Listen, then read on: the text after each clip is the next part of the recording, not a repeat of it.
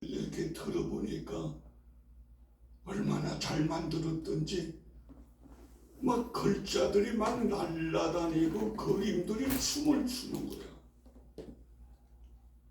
그런데 오래되다 보니까 내 컴퓨터에서 뭐라 그러냐면 윈도우 10 이상이어야 됩니다. 근데 지금 이 컴퓨터는 윈도우 7입니다.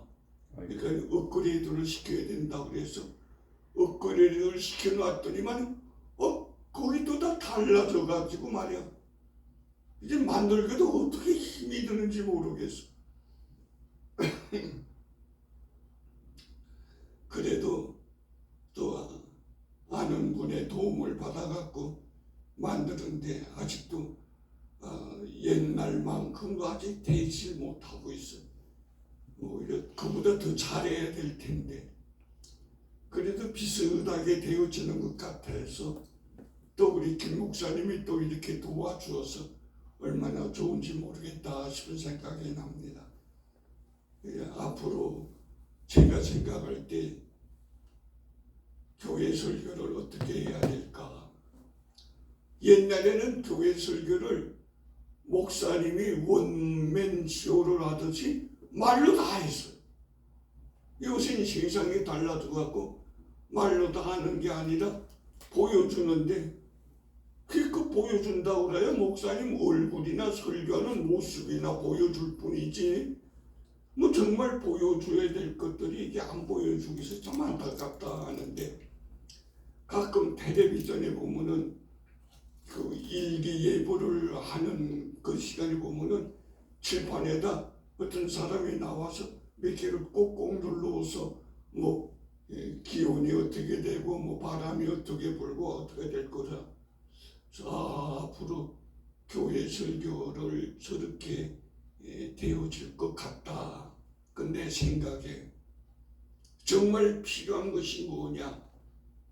정말 필요한 건 목사님의 얼굴이 아니에요.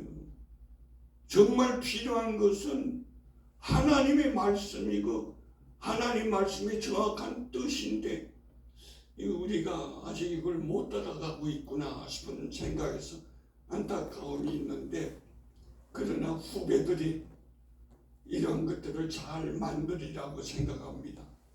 태초에 하나님이 천지를 창조하시니라.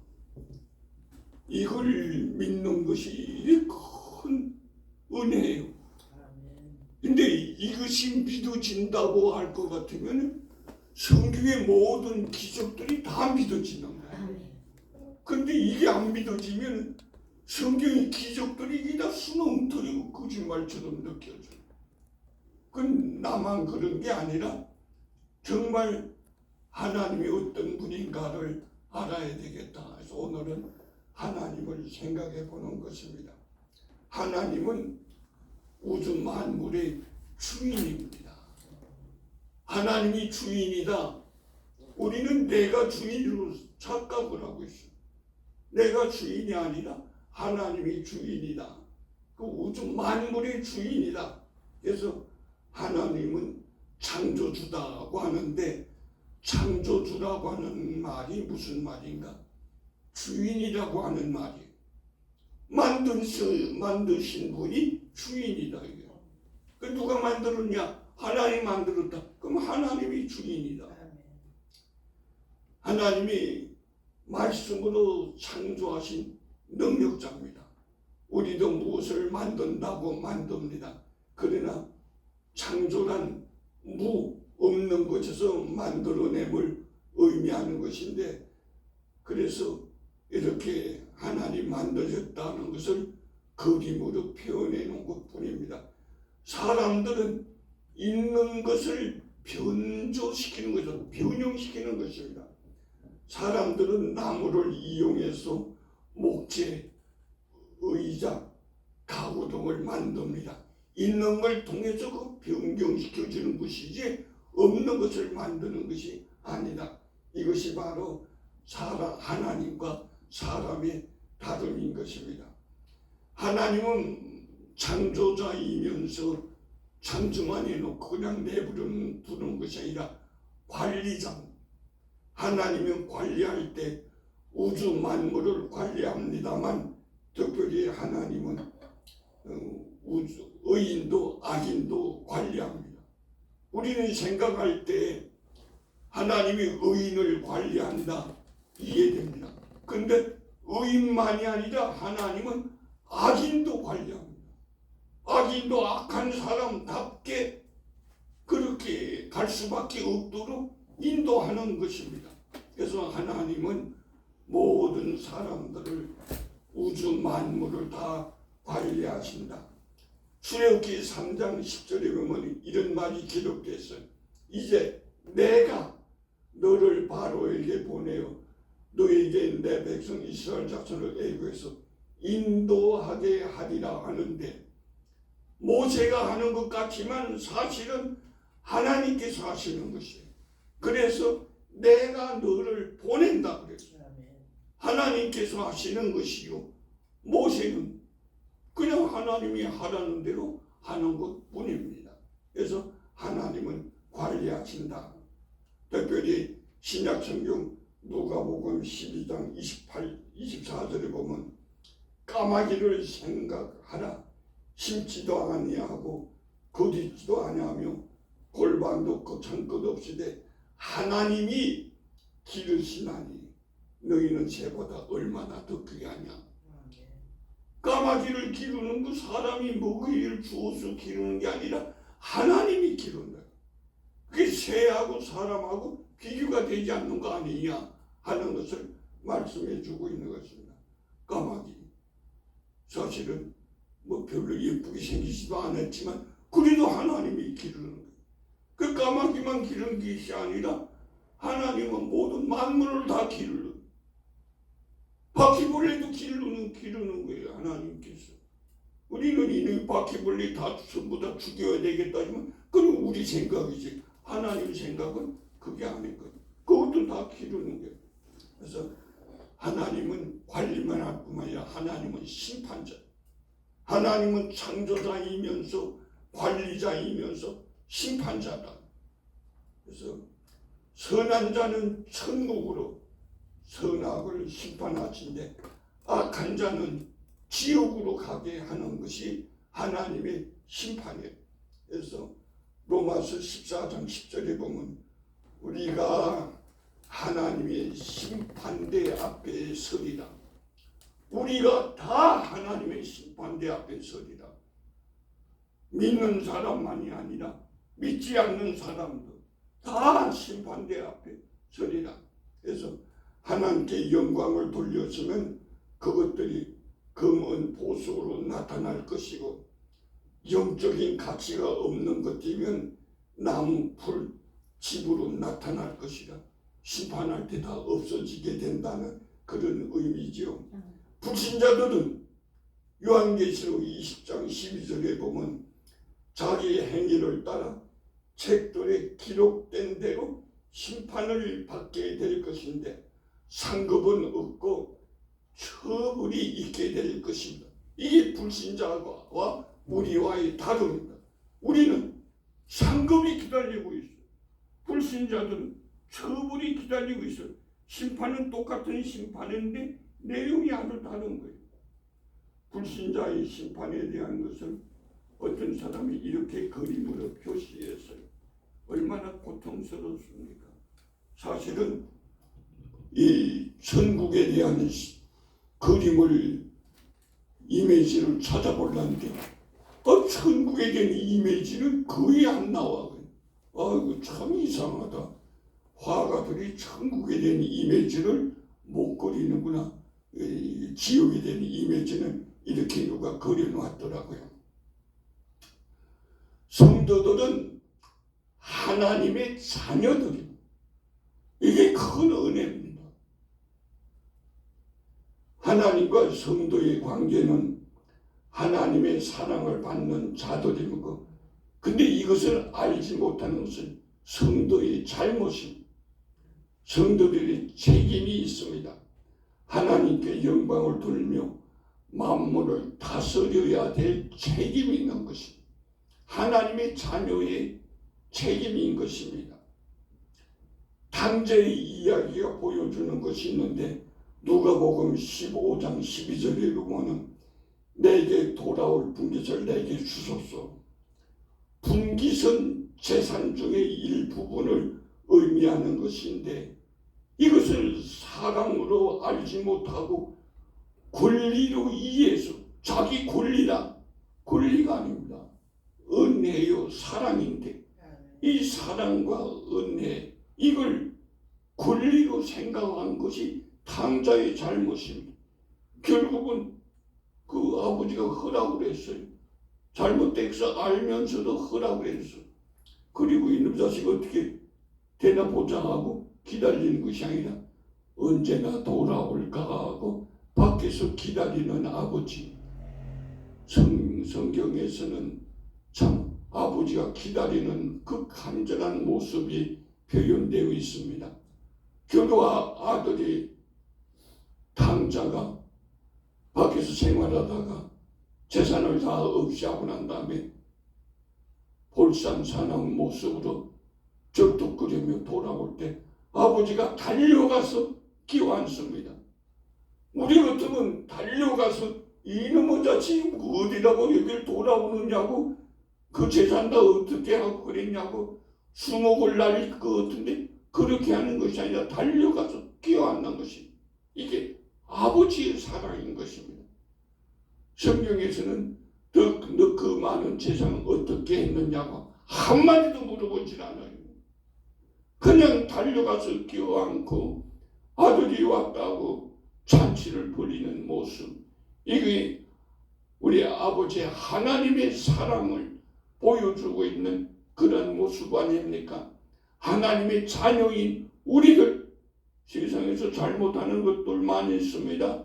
시간도 허비하고 물질도 허비하고 재능도 허비하고 그런데 그 허비한 것에 대해서 책임을 묻는 것이 아니라 그것을 사용해서 하나님의 자녀답게 살았다는 것 이거 반가워하지 않겠습니까? 하나님의 자녀로 산 사람들이 성경에 많이 기록되어 있는데 특징이 무언가? 순종. 제가 볼 때는 그래요. 하나님의 자녀로 산 사람들의 특징은 순종이었다. 아브라함을 먼저 생각해 봅니다. 아브라함에 보면 창세기 12장부터 나오는데 아브라함이 여호와의 말씀대로 따라갔고 롯도 그와 함께 갔으며 아브라함이 하나님을 떠나에 75세였더라. 나이가 문제되는 것이 아니라 갔다는 것이에요. 순종했다는 것입니다.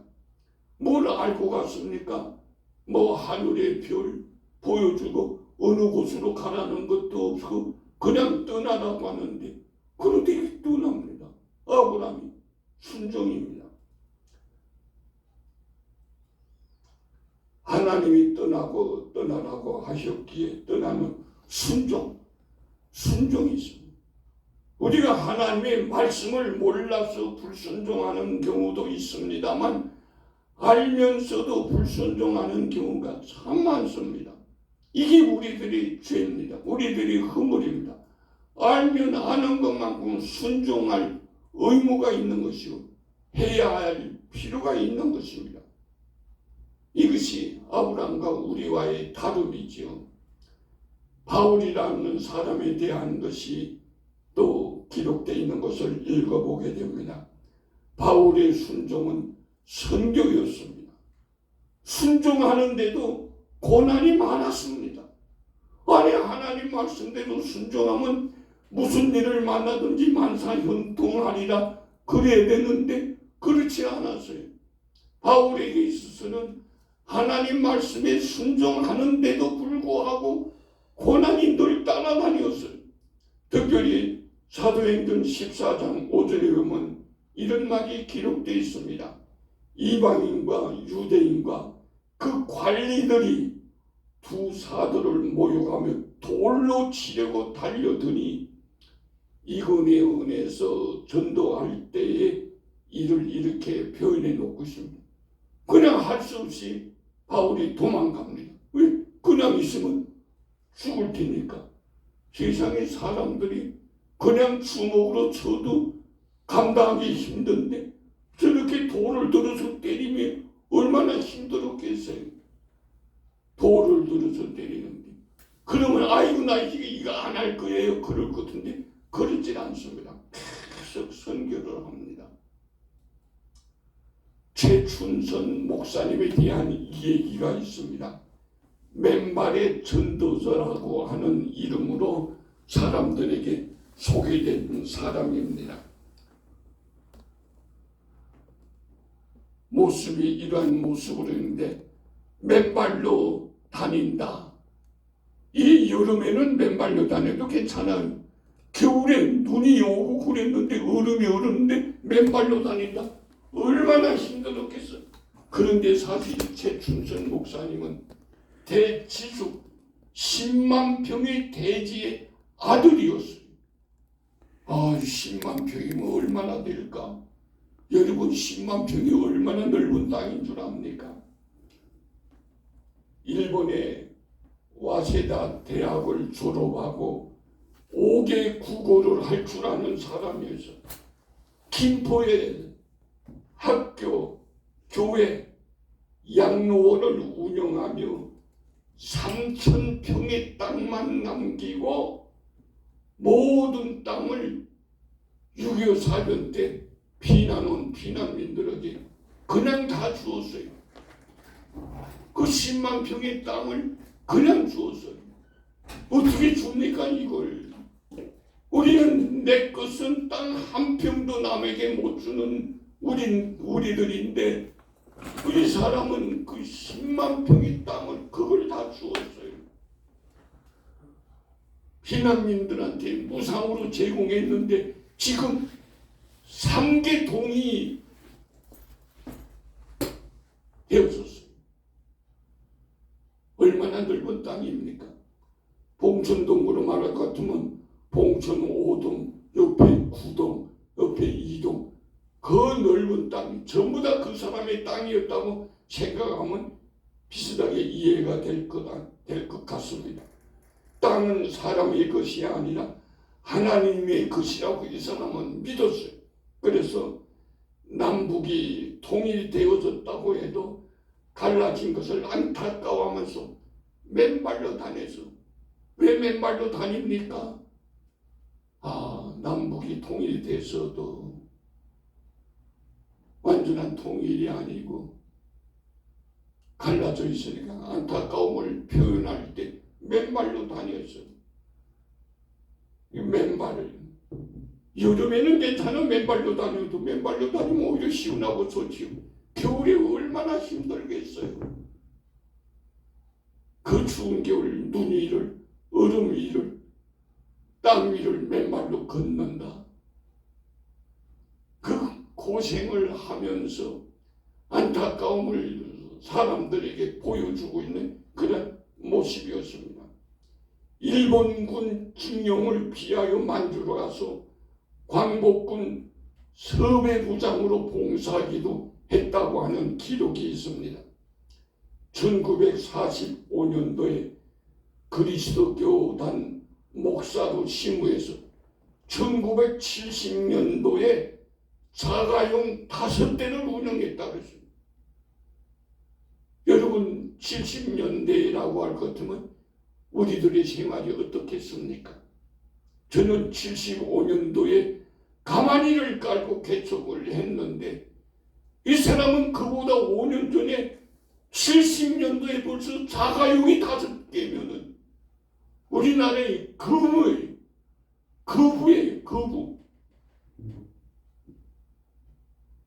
오남매를 목사와 교수로 양육시켰는데 2001년 9월 8일에 소천하셨습니다. 살아계셨으면 한번 가서 만나고 싶은 마음이 간절한데 이제 돌아가셨으니까. 아들 최바울 목사의 이런 간증이 있습니다. 어머니는 미술 학원을 운영하는데 월요일마다 예배드리는 미술 학원이 되어졌다. 예배드리는 미술 학원, 그게 최춘선 목사님 부인이 운영하는 학원이었습니다. 이렇게 그 묘지를 국가에서 만들어 주었어. 애국사의 묘라고, 애국사였다고 하는 것을 국가가 인정을 해주면서, 국가가 인정해 주니까 보건소에 나가서 자녀들을 도움받기 위해서 그 신청을 할 만한데 그걸 안 했대. 왜? 국가가 완전 통일이 된 거 아닌데 내가 무슨 면목으로 국가의 재산을 자녀들을 위해서 쓰겠느냐고. 몸도 맨발로 다니면서. 오늘날 우리들은 어떻습니까? 하나님의 자녀로 살고 있습니까? 나는 하나님의 자녀라고 하는데 하나님이 또는 남들이 하나님의 자녀가 맞다고 인정을 해주고 있습니까? 옷은 하나님의 자녀의 옷을 입고 있는데, 믿음의 옷을 입고 있는데 속은 욕심덩어리다. 나만을 위해서, 나만을 위해서. 이게 우리들의 모습이 아닌가. 하나님의 자녀답게 하나님의 뜻을 이루며 살고자 하면 아멘 합시다. 아멘.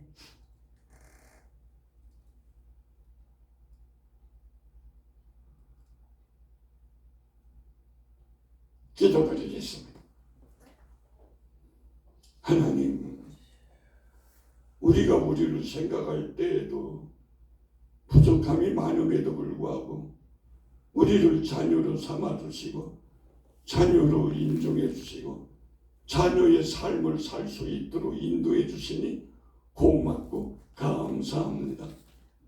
하나님의 영광 드러내고 하나님의 자녀다운 복된 삶을 살 수 있도록 늘 함께하여 주옵소서. 예수님의 이름으로 기도드립니다. 아멘. 아멘.